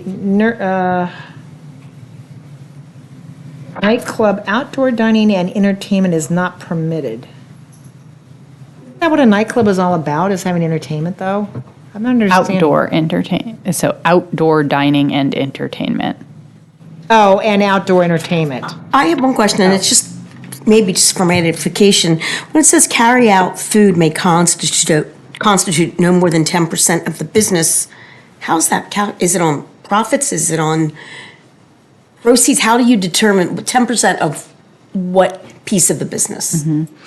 It would be set on like your overall sales. Okay. Right? Okay. And that would be pulled if it seems like it's becoming a restaurant rather than a nightclub. Okay. I don't know why you do that because it's probably easier to get a restaurant than a nightclub. Okay. But Nurseries, trees, and plants, whatever. Oh, On number 11. Do you want to put nurseries, trees, and plants, or do you want to just leave it tree and plant? so the way this is that it's tree and plant nurseries. Nurseries. Oh, is it Nurseries is the last name, tree and plant is the first and middle name. Right, but when you Well, the alphabetize children it, like nurseries. if you want to put in a nursery, are you going to go looking under T for tree? No, you're going to go looking under N for nursery. So I tried to make it make sense for people to find things. Okay. Offices and clinics,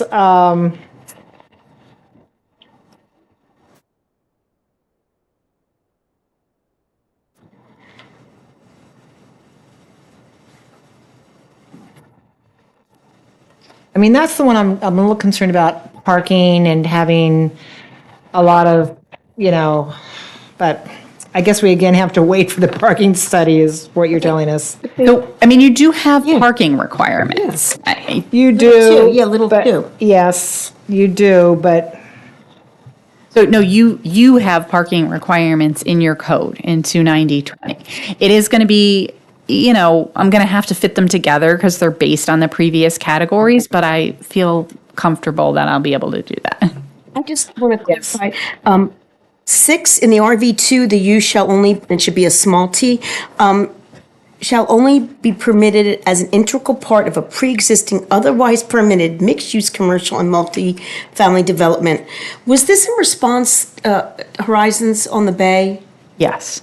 Okay, but, okay, I just still.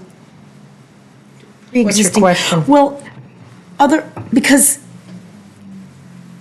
pre-existing otherwise permitted, the mixed use, because there was there was a physical therapist or something who had been in the place. And now the person was kind of adjacent to that, but not exactly the same thing. But the permitted, I'm not sure what exactly that's saying, the way that it's worded, because it sounds like it's talking about a permitted use, and then it also talks about permitted mixed-use commercial and multifamily development. I'm not exactly sure what it's saying. What it's saying is you can only do this in Horizons, right? To Horizons. It's really, it's targeted specifically to Horizons. And I went through all the different ways we said it, because there's a bunch of different ways we said you can do this thing at Horizons. And this was the one that I felt most comfortable with. Now, I will say when we get it over to the town attorney, her and I can discuss better phrasing for it. I just want to make sure. I think it's the multifamily development that's getting me. Like, I understand it's about the use, but what's the multi Because it's a mixed use. building? So there are pre-existing permitted mixed use buildings that Right. aren't multifamily buildings. Okay, all right, okay. Okay.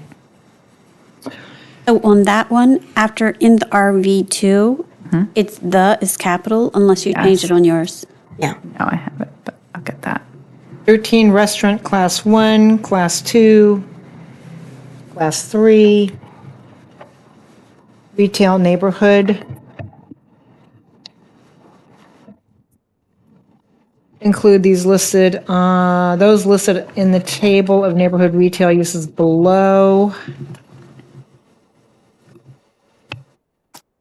In the RV2, the use shall be permitted as an integral part of the pre-existing non-conforming and otherwise permitted mixed-use commercial and multifamily. So we've got it again under Yes. Okay, there you go. And then number 17, retail general. You just added compounding pharmacy.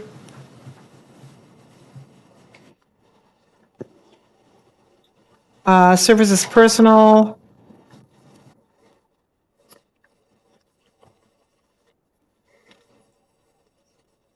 You didn't add tattoos and you didn't add any of that. So the tattoos, I think I actually put them, did I put them under retail? That would be, Or on the oh, the general services. yeah, they're a service, correct.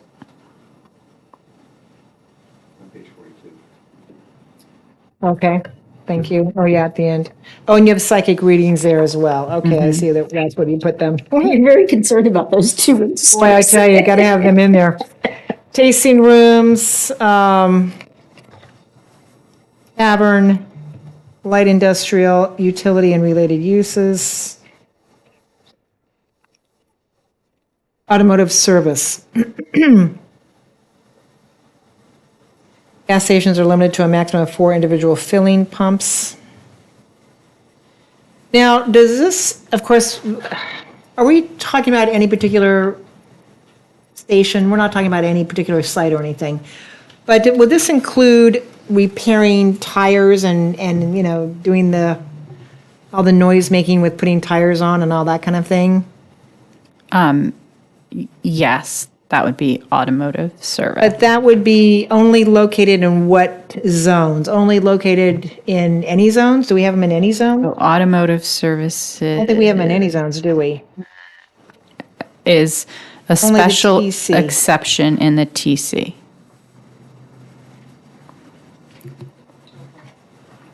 I don't think in the TC you would be disturbing residents with any noises or anything like that. Number 3, craft, artisan assembly and manufacturing, limited to cabinet making. Let's see, where is that located?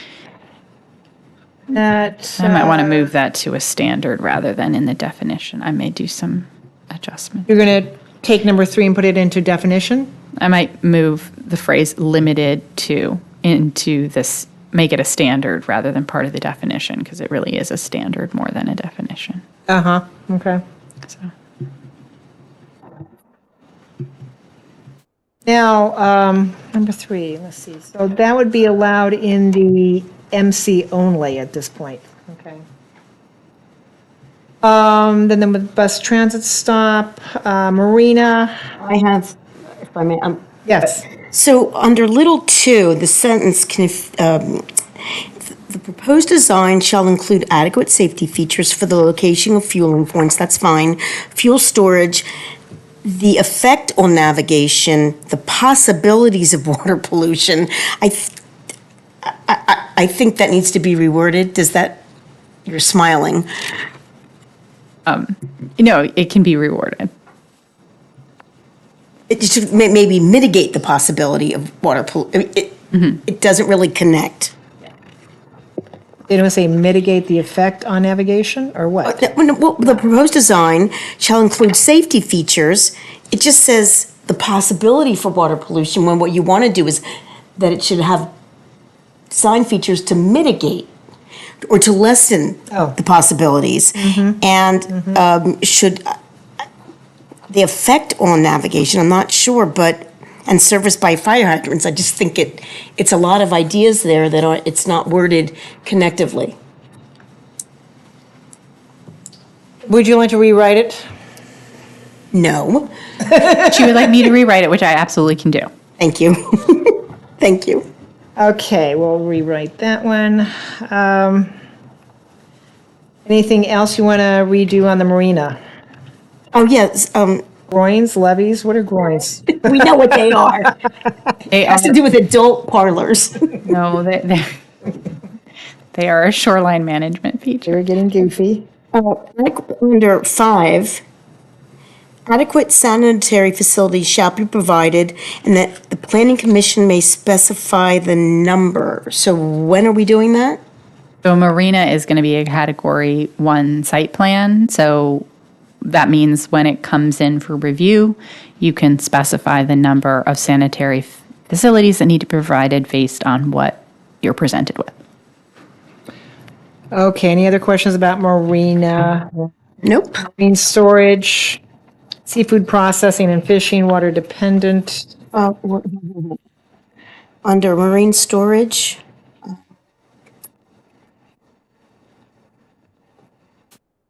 didn't know what you meant, well, under one, under marine storage, there, or contiguous property where there's a direct and functionally connected relationship. Didn't know, huh? So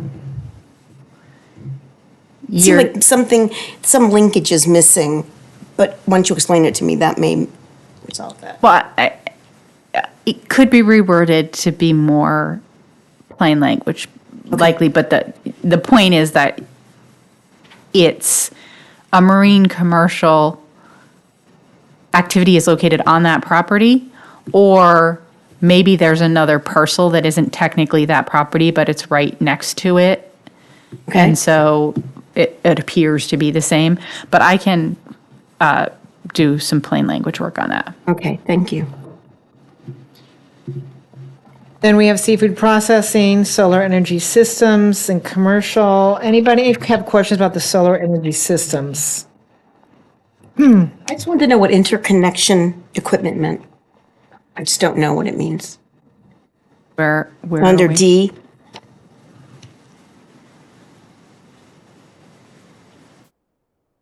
Except for necessary.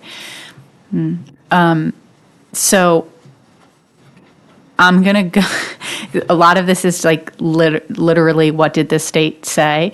I will double check. okay, But I mean, I'm going to say what we would do is, if it's state rules and regulations, then that's fine. If it's word for word what the state requires, I'm fine with it. I gonna just double didn't check it, understand but where that yeah. would apply. it's a little silly because like these things aren't going to go in Chesapeake Beach, but if they did come, then you have this. Then we have utilities, temporary uses, building incidental to construction, carnival and transient enterprise, Favorite. garage yards, estate sales. Then we have the non-residential parking, temporary sales. And we have the definitions, which are, I've reduced the definitions because the more I'm like going back and forth and updating both of them, I'm like, this could be problematic later, right? Because when you update one, you have to remember to update the other. And while I'm doing that now, in the future, if you make changes and you forget to make them in both places, then you have problems. So, well, like, we haven't ever really talked about electronic instant bingo machines, but yet they're in the definition. Do we need them in the definition? yes, Did we because prohibit them? I don't remember. Did we prohibit them? no, so It was just gambling we prohibited. so you have a sort of unique situation, which is that you have facilities that were licensed to have these in them when the state was licensing you to have these in them. So you need to have them allowed in your zoning ordinance. You need to handle them in your zoning ordinance. Okay, then the rest of it is pretty much stuff we've already looked at a couple times, unless anybody sees anything different. I just had a question on the compounding pharmacy. Maybe it was really for back, but there are rules and regulations for how they dispose of, or, you know, what kind of compounds they use. They're going to be regulated by their regulated. license. Oh, women. Okay, is there any other questions of all this that we've done tonight, which is quite a bit? Okay, now the Airbnb, we're gonna obviously come back next time and review it, but if everybody can do some homework on it and see what you guys all think about it, we have to do a little bit of, Do you want to Discussion on share that? the printouts from Yes, New Orleans. we're gonna send these out to you so you can, that my stuff, oh, this is your stuff. So you want to discuss the New Orleans thing so they have an idea of what the New Orleans thing is all about? Sure. Read a lot about it. So after I sent this all to you, I opened up my, professional magazine, and it was on short-term rentals, and it was talking about specifically what New Orleans has been doing. They've had some lawsuits, and they did a really intensive study. And so what you have in front of you are their zoning regulations around short-term rentals. They're pretty consistent with what we have. But I think we could, and you should have a piece of paper there that adds sort of a commercial short-term rental regulation to, in addition to what you see here, which you'll see it next time.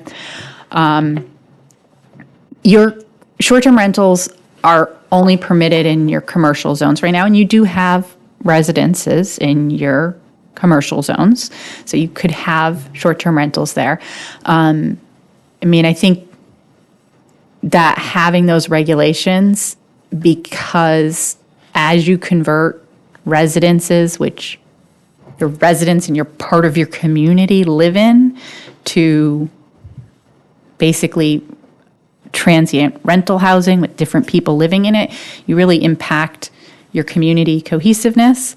And so I think the regulations are important for the people who live in and adjacent to those commercial zones. Certainly losing your neighbors and having vacationers instead is not good for community building. So I think we should have these regulations to monitor that. What did you say we're getting next week? Is something commercial?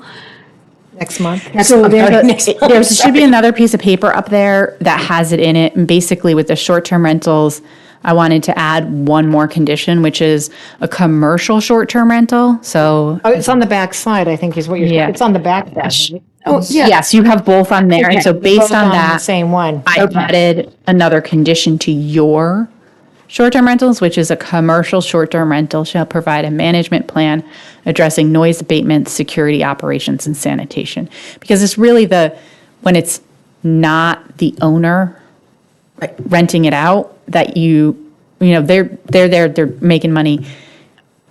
Is it noisy? Do they care if it's noisy, right? Is it secure? Are there security problems? Are there sanitary problems? They're not there. They don't know. And they're not monitoring that. And so when it's not, hey, I'm renting out my upstairs while I live here, you start to have more concerns. And I may tweak this for next time a little bit, but I wanted to address that. I'm beginning to think that we need to have a public discussion on this, I think.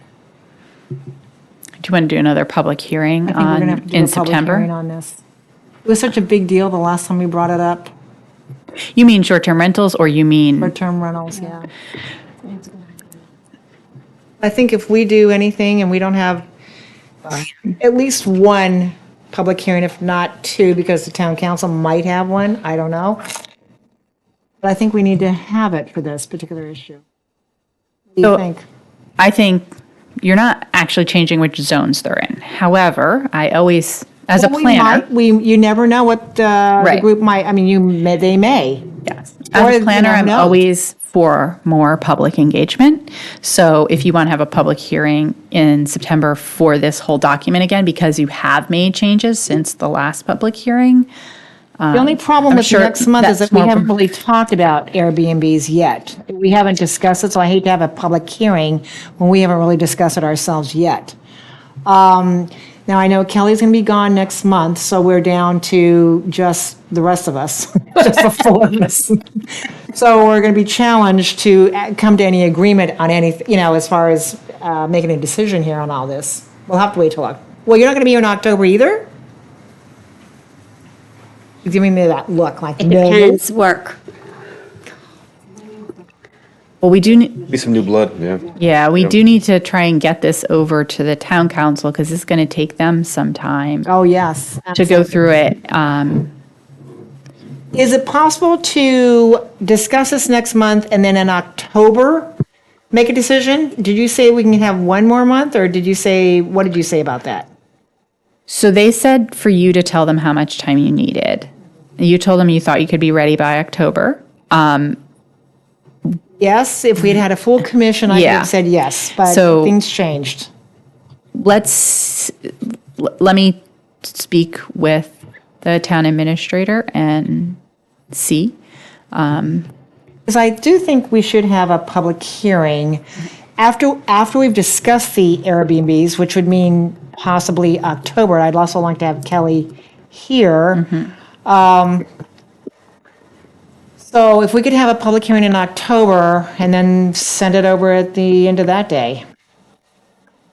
I'm going to say, could you have a public hearing in September, hear what the feedback is on what's drafted, and then discuss it and make the changes, potentially approve it in October? Except that we haven't yet discussed the Airbnbs ourselves.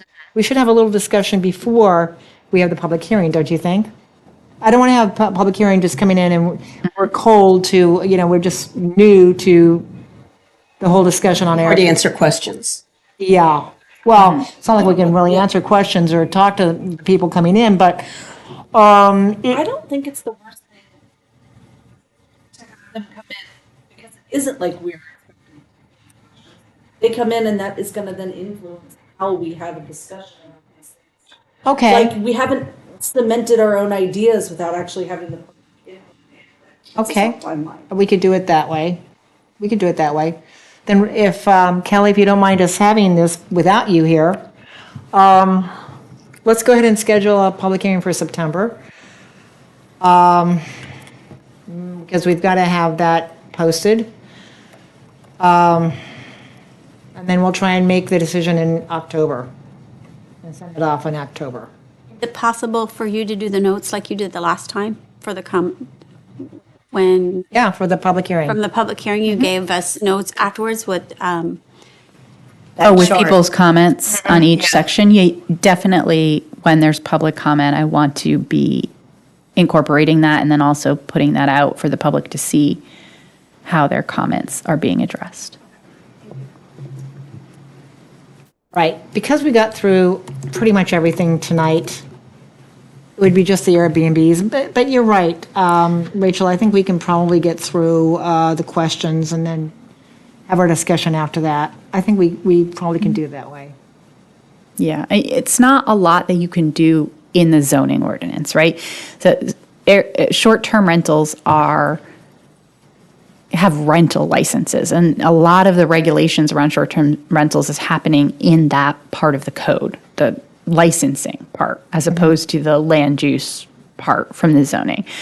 And so I think that your piece is to say, like, here's where it is. And I think you can look at it on a bigger scale, but I also think that the council is looking at it as well. And so coordination for the larger scale would probably be better than looking at it separately. So we're limited in what we can recommend.